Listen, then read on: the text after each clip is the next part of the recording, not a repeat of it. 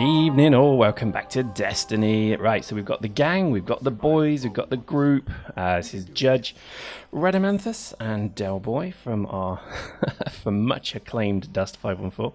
And what we're doing now is the first mission after you you basically stop noobing it up and you go and actually do a bloody mission. And this is an interesting one because we're going to talk now about co-op PvE, which is effectively what you're seeing here. So there we go, look at that. This is an alien concept to us entirely, coming from Dust 514 and other games obviously, but particularly Dust 514. This is a real kind of strange feeling because we're actually playing, oh look at me wave at dudes, because we're playing at basically PvE again. So this is not, this is us versus the machine, which is a very strange concept, and to be honest a very enjoyable one indeed. Let me be very clear on that point, because to be honest we played so long playing kind of competitive PvP nonsense, which it's good, but after a while you do get bored. You just want to say to yourself, what could this group do together? And the answer is quite a lot. There's no friendly fire, which is quite funny because that's the first thing we tested.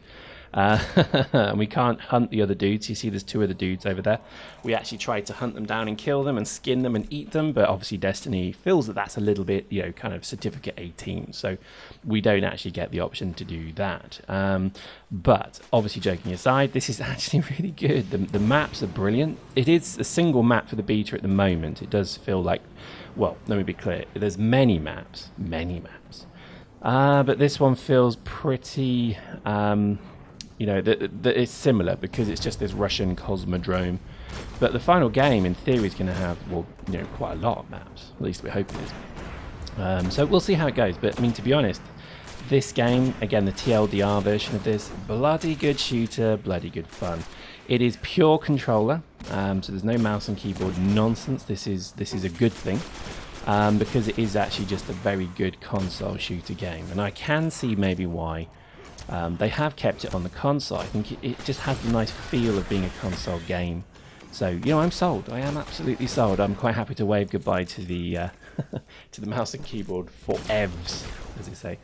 We go look at shooting dude in the head again. No splatter damage, which is again, it's not a certificate 18, but that's the reason why. But look at this. There's little sub missions that are running, and it is good. It was very enjoyable, and I think I'm quite surprised actually how fun it was. And look at this. So we've just encountered across another group of randoms who are doing the same mission we're on. So we actually can support each other.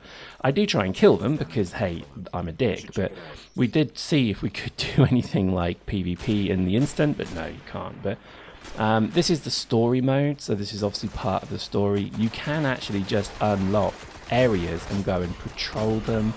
Go and play in them and have encounters and events happen within them, which you won't see for a few videos to come yet, but when you do, wow, it's good. It is just such a great idea because you can just say, again, you deploy from your ship in orbit, so that's your go-to position. You're always effectively able to fly your ships somewhere in orbit, and then you can decide where to go. You can go to the Citadel to do all your shopping and your sort of second life needs, or you can do any map that you've been to over the period of the game that you've actually unlocked. You can then just go and patrol it, which is pretty good. I do like that. I hope they do more with that, because that's very much what I think open world sandbox style FPSs are looking for. They're looking for that ability just to prowl around a map in some form or another. So I'm really excited for this. I think this is great stuff.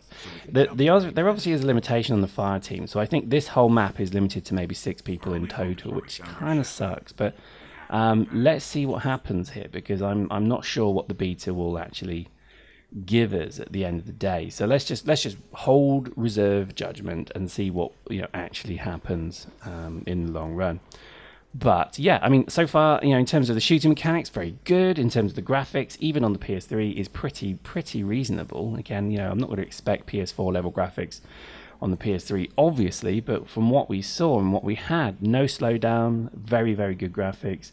pretty exceptional and surprisingly good gameplay. So yeah, massive thumbs up from that point of view. There are going to be certain things as well that are offline from the story mode, so you won't necessarily do the story mode all the time. And as I said, you can come and patrol and prowl maps, but you can also go and do side missions until you're blue in the face. Quite frankly, there'll be just so many of them that you'll get bored of them eventually, I'm sure. But the maps are very kind of open, so you can constantly go through them. Events happen, so all of a sudden a super baddie boss, bad boss, you know, kind of crazy man will appear, and then you have to take him on. And you can't ever hope to kill him on your own. You have to do that with a group of people. Which is great. I like that. And there's also kind of crazy top level boss boss baddies to take on as well, who are just very difficult and very troublesome indeed. Now, this idea is nice as well. This ability to kind of lock the spawns. So if we die, we're dead. And this obviously means we can fail the mission if we're all completely inept, which is a great feature. I'm really pleased that they included this. It was needed as well, because what I think generally people want to be able to do is have, yes, a casual game mode at most time, but at some point there has to be an element of serious business. So this is the boss baddie. Effectively, this is the first boss battle, and therefore this is serious business time. So we're actually going to have to kill him properly, which is pretty cool. He does hit like a bloody brick shithouse, so bear that in mind. But look at that, getting the good headshots on. It's doing a fair bit of damage, and with 3 of us, it's always great to kind of have hit and run tactics, etc. So yeah, I'm loving this. I'm really impressed. As I die, because I'm a noob. What a noob I am.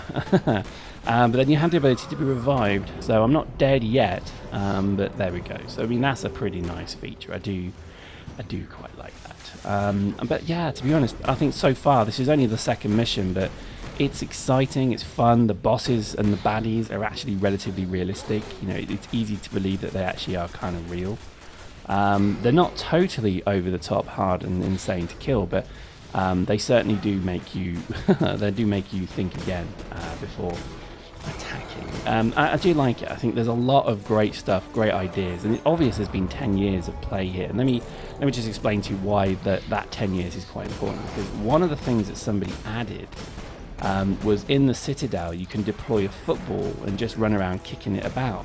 Now I'm sure Second Life or The Sims or something terrible does that, but it was just such a great idea to see it, because there's no better way to kind of enforce people to have a bit of a laugh together if there's little toys and things. So that's really what people were kind of looking for, I think. As he stomps me into the floor.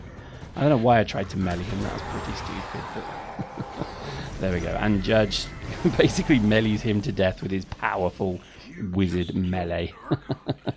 And there we go. And that's it. That's just literally the first mission. Nice, simple, straightforward, and pretty good. The way they build you up is incredibly good as well. They're not dropping you in with all the content and saying, go on, figure it out.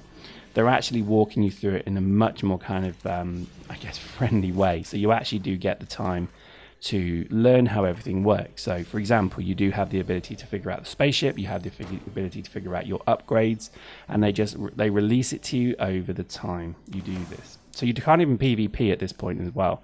It's all about getting to the point where you can. You've got to play the game to a point where the Crucible opens, and then the Crucible allows you to then to shoot other dudes. So it's very subtle. I do like it.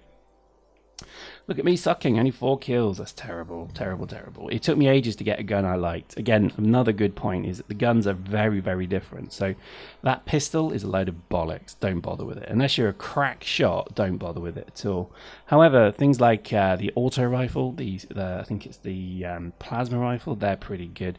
The shotgun is ridiculously good. So if you do get the chance to use that, definitely use it, because it's actually really good.